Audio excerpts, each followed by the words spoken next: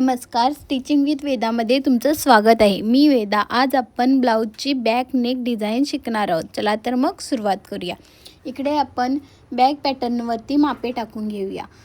गळा रुंदी 2.5 इंच आणि मी खालती घेतलेले आहे 3 इंच रुंदी. त्याच्यामुळे 3 इंच खालती घेतल्यामुळे काय होतं, गळा छान आकार येतो. आणि मी एक्स्ट्रा यासाठी घेतलेलं आहे की माझे जे कस्टमर आहेत त्यांना मोठा गळा पाहिजे होता, म्हणून मी त्यांच्यासाठी जे मापे टाकले त्याच्यापेक्षा पण बाहेर थोडा 1/2 इंच एक्स्ट्रा घेतलेला आहे. तुम्हाला जर असं कोणी कस्टमर सांगितलं तर तुम्ही पण असे मापं टाकून घेऊ शकता एक्स्ट्रा बाहेरून. आणि मी इकडे सगळे पिन्स लावून घेतलेले आहेत, त्याच्यामुळे हलणार नाही. आपण आता शिलाई मारून घेऊया. नीट अशी शिलाई मारून घ्यायचं, न हलता.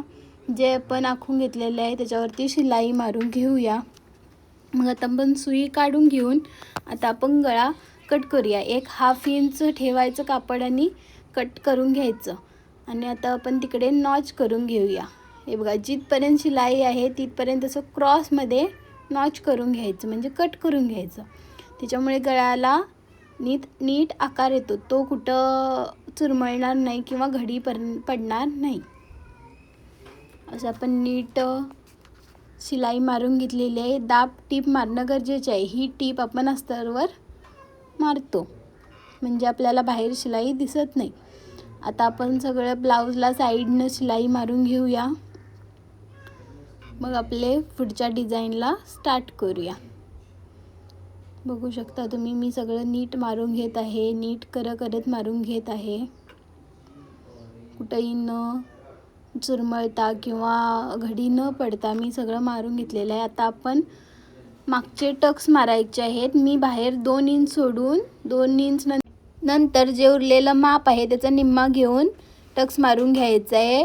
बघू शकता मी 4 इंचाचा टक्स घेतले आणि साईडनं अर्धा इंच घेतले, म्हणजे 1 इंचाचा टक्स होऊन जातो तो. आणि टक्स पण नीट आखून घेऊन मारायचा. आता आपण कमरपट्टी मारून घेऊया.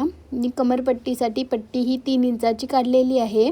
1/2 इंच पहिला फोल्ड करून स्टिच केलेला आहे. नंतर बॅकच्या मेन पार्टवरती 1/2 इंच मार्किंग करून मारून घेत आहे. आता आपण दाब स्टिच मारूया. बघू शकता नीट मारून घ्यायचं आहे. आता आपण लेस लावून घेऊया. नंतर पुढील डिझाईनला स्टार्ट करूया. लेस अशी नीट लावून घ्यायची आहे. लेस न हलवता बरोबर काठावरती लावून घेऊया. जो गोल गळा दिलेला आहे आपण तिकडे. आणि आता आपण डिझाईन करण्यासाठी मापं घेऊया. मी इकडे 2.5 बाय 3 असं माप घेऊन स्टिच करून घेत आहे. बघू शकता दोन साईडून मी स्टिच करून घेऊन आता परतवत आहे. परतून घेऊन आता ती पण साईड स्टिच करून घेणार आहे. आता आपण नीट फोल्ड करून घेऊया आणि ती पण साईड स्टिच करून घेऊया. मी इकडे पाऊण इंचाचे माप घेऊन मापे टाकून घेतलेले आहे. त्या मापावरतीच मी ते आता पॅच लावलेलं आहे.